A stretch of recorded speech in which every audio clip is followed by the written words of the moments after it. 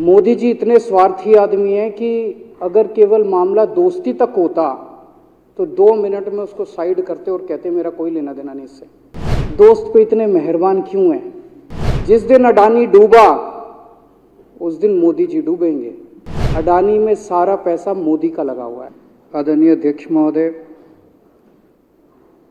अभी कुछ दिन पहले बीजेपी का एक बहुत बड़ा नेता मिला मेरे को, उससे काफ़ी लंबी चर्चा हुई मेरी, और उसने जो जो बातें बताई वो इतनी चौंकाने वाली थी कि आप सब सुनोगे तो रोंगटे खड़े हो जाएंगे। उसने मेरे से पूछा कि केजरीवाल जी आपको क्या लगता है, मोदी जी अडानी की इतनी मदद क्यों करते हैं? मैंने कहा दोस्त हैं दोनों इसीलिए करते हैं। कहते बस इसलिए। कहता मोदी जी ने आज तक किसी के लिए कुछ नहीं करा, अपनी वाइफ के लिए कुछ नहीं करा, अपनी माँ के लिए कुछ नहीं करा, उनके भाई गुजरात में रहते हैं उनके लिए, किसी रिश्तेदार के लिए कुछ नहीं करा, राजनीतिक गुरु के लिए कुछ नहीं किया।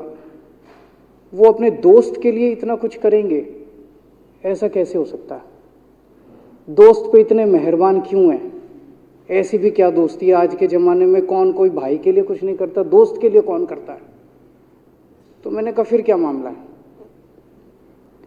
कहते आप खुद सोचो, इतना बड़ा क्राइसिस हुआ, हिंडनबर्ग की रिपोर्ट आई, चारों तरफ थू थू हुई, पूरा क्रैश कर गया अडानी ग्रुप। मोदी जी इतने स्वार्थी आदमी हैं कि अगर केवल मामला दोस्ती तक होता तो 2 मिनट में उसको साइड करते और कहते मेरा कोई लेना देना नहीं इससे। अभी भी उसको बचाने में लगे हुए हैं। कभी एसबीआई को कह रहे हैं इसको पैसे दो, आज अखबार में आया पीएफ वालों को भी बोला इसको पैसे दो। सारी एजेंसी अभी भी उसको पूरी तरह से उसको बचाने में लगे हुए हैं। तो मैं भी अचंभे में रह गया कि मामला तो कुछ अलग ही है। क्यों ऐसा भी क्या दोस्त हो गया कि दोस्त डूब रहा है और फिर भी उसको पूरी तरह से इतना बड़ा पॉलिटिशियन है। पॉलिटिशियन के लिए तो परसेप्शन सबसे इंपॉर्टेंट होती है। कोई आसपास वाला अगर कहीं वो तो आदमी कह देता है यार मेरे से मिलना बंद कर दियो कल से, वो उसको अभी भी बचाने में लगे हुए हैं। और उसने मेरे को बताया कि मैंने कहा फिर मामला क्या है? तो कहता है जी अडानी तो केवल फ्रंट है, अडानी में सारा पैसा मोदी का लगा हुआ है। मैंने कहा ये कैसे हो सकता है? ये नहीं हो सकता। कहते हैं अडानी के अंदर सारा पैसा मोदी जी का लगा हुआ है, अडानी केवल फ्रंट है, अडानी तो केवल मोदी जी का पैसा मैनेज करता है, मैनेजर है। उसको 10%, 15%, 20% इतनी कमीशन मिलती है, बाकी सारा का सारा पैसा मोदी जी का लगा हुआ है। अगर कल को जांच हो गई, जेपीसी बैठ गई, ईडी की जांच हो गई, सीबीआई की जांच हो गई, तो अडानी नहीं डूबेगा, मोदी जी डूबेंगे। जिस दिन अडानी डूबा उस दिन मोदी जी डूबेंगे। मैंने कहा यार उनको पैसे की क्या जरूरत है? प्रधानमंत्री जी को, मोदी जी को, उनके ना आगे कोई ना पीछे कोई, उनको क्या पैसे की जरूरत है? तो कहता है सर पैसे की हवस होती है, लत होती है। कहता है इतने दुनिया में इतने बड़े बड़े अमीर आदमी हैं, उनको कोई अब और पैसे की थोड़ी जरूरत है, लगे पड़े हैं सारे, और पैसा और पैसा और पैसा। बोला हवस होती है। बोला जिस दिन अडानी दुनिया का सेकंड रिचेस्ट मैन बना था, अडानी दुनिया का सेकंड रिचेस्ट मैन नहीं बना था, मोदी जी दुनिया के सेकंड रिचेस्ट मैन बने थे। और अब मोदी जी का ख्वाब है, उनका सपना है कि वो दुनिया के रिचेस्ट मैन बनना चाहते हैं। प्रधानमंत्री तो बन गए, वो दुनिया के रिचेस्ट मैन बनना चाहते हैं। फिर उसने मेरे को एक एक करके, मैं बड़ा धीरे धीरे उसकी बातों पे, पहले तो मैं एकदम शॉक हो गया ये कह क्या रहा है कि अडानी के अंदर सारा पैसा मोदी जी का लगा है। फिर वे धीरे धीरे उसने एक एक करके बातें खोल के समझानी चालू की। कहता है मोदी जी श्रीलंका गए, श्रीलंका के राष्ट्रपति राजापाक्सा हैं, राजापाक्षा को मोदी जी ने जबरदस्ती करके वहां का विंड प्रोजेक्ट अडानी को दिलाया। क्यों दिलाया? मैं आप लोगों से पूछना चाहता हूं, आप में से कोई विदेश जाएगा तो वहां की किसी एजेंसी को जबरदस्ती करके अपने भाई को, रिश्तेदार को ठेका दिला के आओगे क्या? ऐसे कोई करता है क्या? मोदी जी ने जबरदस्ती राजापाक्षा के ऊपर प्रेशर डाल के वहां का विंड प्रोजेक्ट अडानी को दिलाया। अडानी को नहीं दिलाया, खुद लिया वो प्रोजेक्ट। वो मोदी जी का प्रोजेक्ट है, वो अडानी का प्रोजेक्ट नहीं है। और ये बात कैसे निकली? वहां का जो बिजली बोर्ड है श्रीलंका का, जैसे अपने यहाँ स्टैंडिंग कमेटी है असेंबली की, पार्लियामेंट की स्टैंडिंग कमेटी है, वैसे उनकी भी पार्लियामेंट की स्टैंडिंग कमेटी होती है। तो वहां पे पार्लियामेंट की, श्रीलंका की पार्लियामेंट की स्टैंडिंग कमेटी ने जब उनके बिजली बोर्ड के चेयरमैन को बुलाया और बोले तूने ये प्रोजेक्ट अडानी को क्यों दिया, तो उसने कहा जी राजापाक्षा साहब ने मेरे को बुलाया था, उन्होंने कहा मोदी जी मेरे पे बहुत प्रेशर डाल रहे हैं कि ये प्रोजेक्ट अडानी को दो। मोदी जी बांग्लादेश गए, बांग्लादेश वालों को बिजली खरीदनी थी, 1500 मेगावाट बिजली 25 साल के लिए। मोदी जी ने वो प्रोजेक्ट भी अडानी जी को दिला दिया। अडानी को नहीं दिलाया, मोदी जी ने वो प्रोजेक्ट खुद लिया। 25 साल तक 1500 मेगावाट बिजली खरीदने का प्रोजेक्ट बांग्लादेश का, वो भी मोदी जी ले आए अपने नाम पे। इजराइल गए, इजराइल के साथ भारत ने कई सारे रक्षा सौदे किए, रक्षा सौदे, वो सारे के सारे रक्षा सौदे अडानी को दे दिए। अडानी को नहीं दिए, मोदी जी ने खुद लिए। अभी 2-3 साल पहले 6 एयरपोर्ट की नीलामी हुई प्राइवेटाइजेशन के लिए, सरकार ने उनकी नीलामी करी, भाई प्राइवेट प्लेयर आके लो। उसमें एक कंडीशन थी कि उसी को दिया जाएंगे ये एयरपोर्ट जिसने पहले एयरपोर्ट का काम कर रखा है। हर सरकारी ठेके में होती है, हम सड़क बनाते हैं, कहते हैं भाई सड़क, जिसको ठेकेदार को सड़क बनाने का एक्सपीरियंस है उसी को दिया जाएगा। हम बिल्डिंग बनाते हैं, हम कहते हैं भाई ये पानी के वाटर ट्रीटमेंट प्लांट लगाते हैं, हम कहते हैं भाई जिसने WTP वाटर ट्रीटमेंट प्लांट इतने लगा रखे हैं उसी को दिया जाएगा। हम सीवेज ट्रीटमेंट प्लांट बनाते हैं, हम कहते हैं जिसको 20 साल का एक्सपीरियंस है, 15 साल का है, उसी को। इसमें भी ये कंडीशन थी कि जिसने इतने साल तक एयरपोर्ट चलाने का काम कर रखा उसी को दिया जाएगा।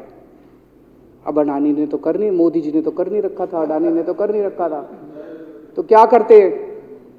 आखिरी मोमेंट पे वो कंडीशन हटा दी गई, बोले कोई एक्सपीरियंस की जरूरत नहीं है। 6 एयरपोर्ट नीलामी पे थे, 6 के 6 एयरपोर्ट अडानी को दे दिए। अडानी को नहीं दिए, मोदी जी ने वो खुद 6 के 6 एयरपोर्ट खुद अपने नाम कर लिए। आज 2021 नवंबर में एयरपोर्ट टेक ओवर किए, 2023 1.5 साल हुआ है। 1.5 साल के अंदर आज एयरपोर्ट का 30%, पूरे देश का एयरपोर्ट का जितना धंधा है, बिजनेस है, उसका 30% बिजनेस जो है वो मोदी जी के पास है। 30%, 1.5 साल के अंदर इतना बड़ा भारत देश, इतने एयरपोर्ट, 30% एयरपोर्ट का बिजनेस आज मोदी जी के पास है। एक और बड़ी इंटरेस्टिंग चीज हो रही है, ये ईडी और सीबीआई को इस्तेमाल करके बंदूक यहां रख के लोगों की फैक्ट्रियां छीनी जा रही हैं। मतलब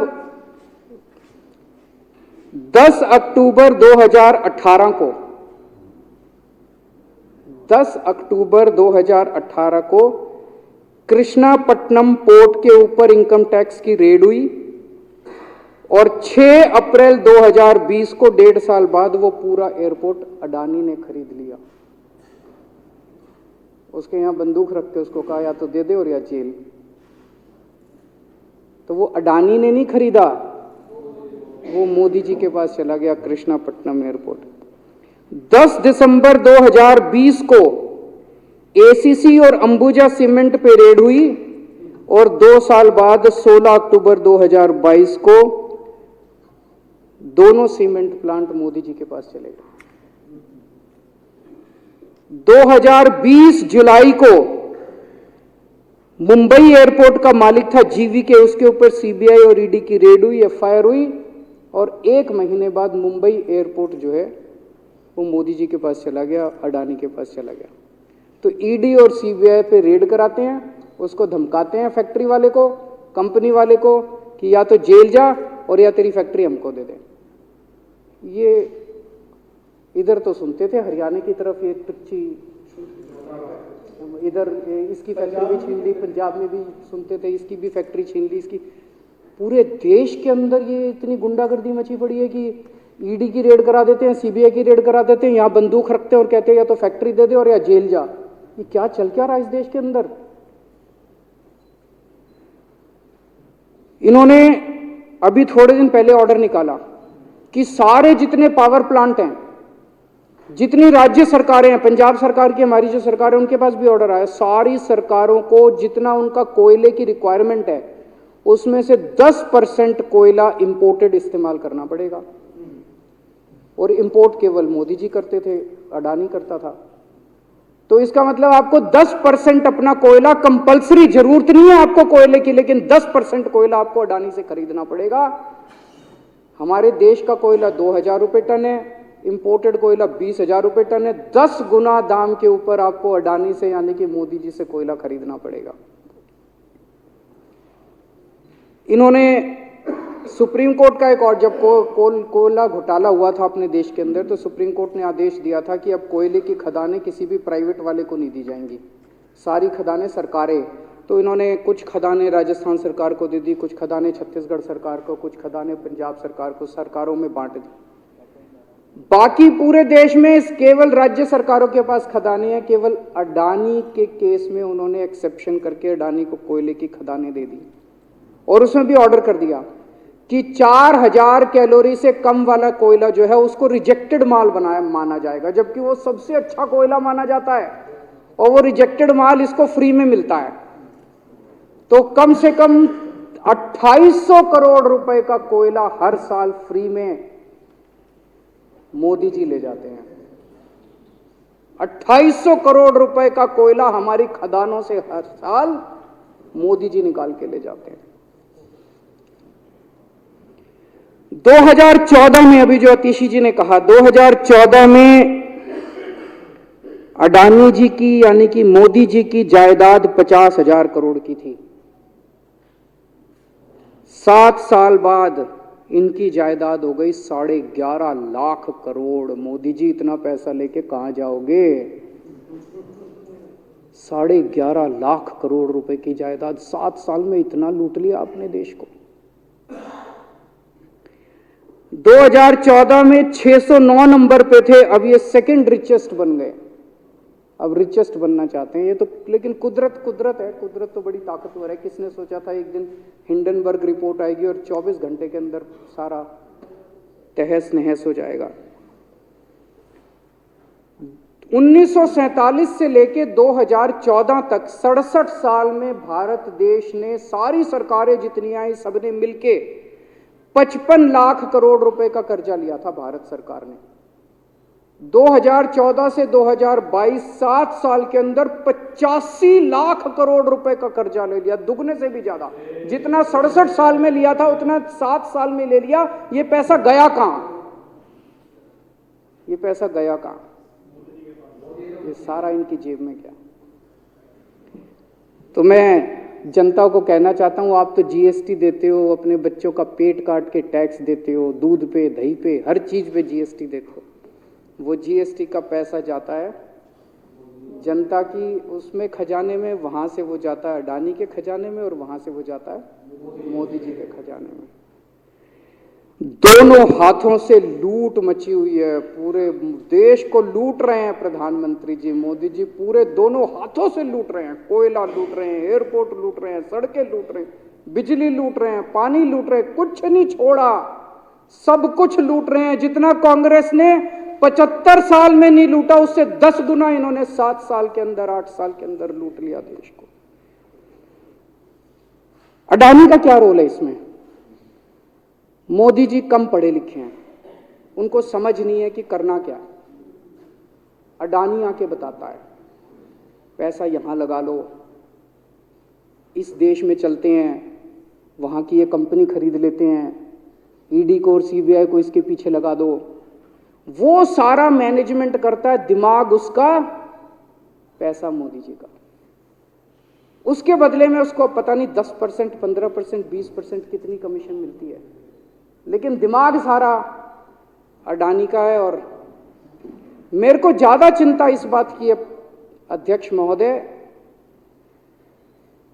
प्रधानमंत्री जी कम पढ़े लिखे हैं, उनको कम समझ में आता है। लोग आके उनको कुछ ना कुछ कहीं भी जाते हैं या कोई विदेश से आता है, उसके जो भी विदेश से नेता आता है या कहीं जाते हैं तो दो ही कंडीशन होती है। एक तो उसको कहते हैं भाई गले मिल ले, तो फोटो खिंचा ले, गले मिल ले, फोटो खिंचा ले, पार्क में घूम ले, तो वो फोटो खिंचाने के लिए उसको कहा जाता है भाई फोटो खिंचा ले, फोटो खिंचाने के लिए। और दूसरा उसको कहा जाता है भाई अडानी को ये ठेका दे दे, अडानी को ये ठेका दे दे। और कोई किसी कईयों को कहते हैं तारीफ कर दे, कोई आके कुछ नेता आके कहते हैं ना मोदी जी तो दुनिया के सबसे लोकप्रिय नेता रहे। उसने क्या लेना देना मोदी जी दुनिया के सबसे लोकप्रिय, वो आके क्यों कह रहा है? बदले में वो देश, ये जो गोरे हैं ना, बहुत चतुर हैं, बहुत चालाक हैं, ये ऐसे इतने भोले वाले नहीं है कि यहाँ पे आए और कह गए मोदी जी दुनिया के, वो पता नहीं किस किस चीज पे साइन करा के ले जाते हैं, पता ही नहीं चलता बदले में क्या साइन करा के ले जाते हैं। यही हुआ था 17वीं 18वीं सदी के अंदर हमारे देश में। वो ईस्ट इंडिया कंपनी वाले आते थे, उस टाइम के हमारे राजे महाराजे भी ऐसे ही अनपढ़ होते थे, उनको कुछ अकल होती नहीं थी। उनके राज्य, उनके दरबार में आते थे, उनकी तारीफ करते थे, खूब तारीफ करते थे, और पता नहीं किस किस चीज पे साइन करा के ले गए। 100 साल के अंदर पूरा देश अंग्रेजों ने कब्जा कर लिया। वही हाल अब हो रहा अपने देश का कि हमारे कम पढ़े लिखे प्रधानमंत्री हैं, पैसे की हवस है, और मतलब जो भी आता है 2 लाइन उनके उसमें बोल दे, गले मिल ले, पार्क में घूम ले, अडानी को 2 कंपनियों का ठेका दे दे, बदले में पता नहीं देश का क्या क्या बेच दिया इन लोगों ने। बहुत चिंता है हम लोगों को देश की इस वक्त, जिस दौर से देश गुजर रहा है। मुझे लगता है कि आज़ादी के बाद से सबसे भ्रष्ट प्रधानमंत्री अगर कोई हुए हैं जिन्होंने देश को इतना लूटा है, तो वो आज मौजूदा प्रधानमंत्री हैं। और उसके ऊपर कम पढ़े लिखे हैं, उनको कुछ पता नहीं, कोई कुछ भी उनसे साइन करा के ले जाता है, किसी को कुछ पता नहीं चलता। मैं संजीव झा के प्रस्ताव का समर्थन करता हूँ।